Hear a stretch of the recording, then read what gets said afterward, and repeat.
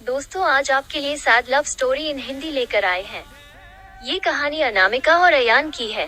यह एक sad love story है। दोस्तों आगे आप पढ़ेंगे अनामिका और अयान कैसे मिले और एक दूसरे से जुदा हुए।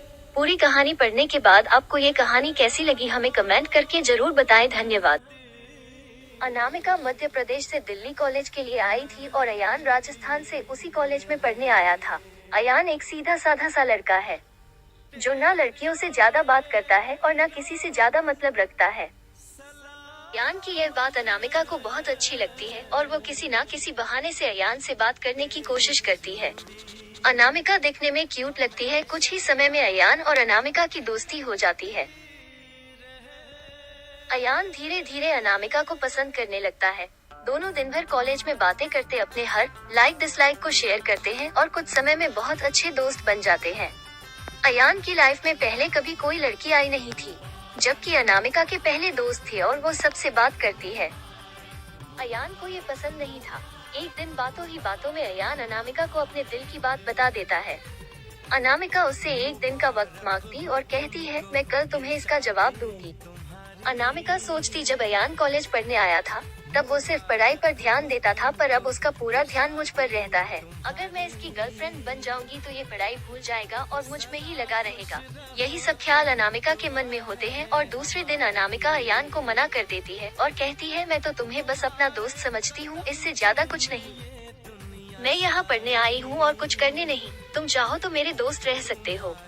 अयान दोस्ती के लिए मना कर देता है और अनामिका को बहुत समझाता है, लेकिन अनामिका कुछ नहीं सुनती। अयान को ये बात बहुत बुरी लगती है और वह अनामिका से बात करना बंद कर देता है। कुछ दिन कॉलेज भी नहीं आता है।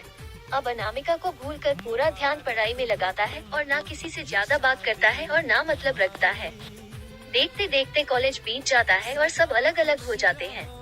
अयान कॉलेज में टॉप कर जाता है और सबसे पहले नौकरी पा लेता है। 2-3 साल बीत जाते हैं। ना अयान को अनामिका का पता रहता है और ना अनामिका को अयान का कुछ पता रहता है। अयान अपनी कंपनी छोड़कर एक नई कंपनी में ज्वाइन करता है, जिसमें उसकी पोस्ट पहले से बहुत अच्छी और पगार दुगनी रहती है। जब अयान पहले दिन ऑफिस जाता है तो उसे पता चलता है अनामिका इस ऑफिस में उसकी जूनियर है।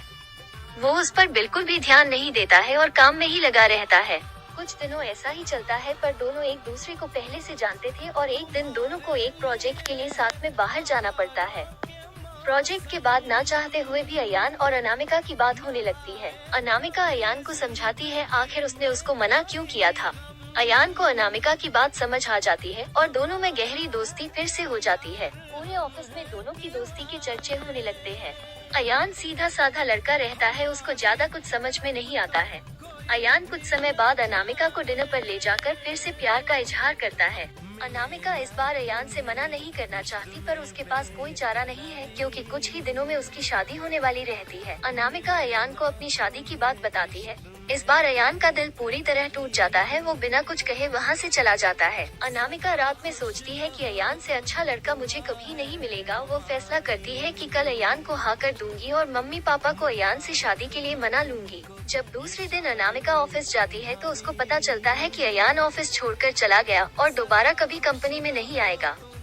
जाते जाते अयान अनामिका को एक खत लिख जाता है। जिस दिन मैंने तुम्हें देखा था उसी दिन से मैं तुमसे प्यार करता हूँ। मैं तुम्हें जिंदगी में कभी नहीं भूल पाऊंगा। तुम जहाँ भी रहो खुश रहो। अब इस जीवन में इस दर्द के साथ ही जिंदा रहूंगा। मैंने हमेशा तुमसे प्यार किया है और केवल प्यार किया है। तुम मेरी जिंदगी में आने वाली पहली और आखिरी लड़की हो। अब ना मेरी जिंदगी में कोई आएगा और ना मैं किसी को आने दूंगा। मैं बस अब तुम्हारी यादों में रहूंगा। आज के बाद पूरी जिंदगी में तुम्हें कभी अपनी शक्ल नहीं दिखाऊंगा।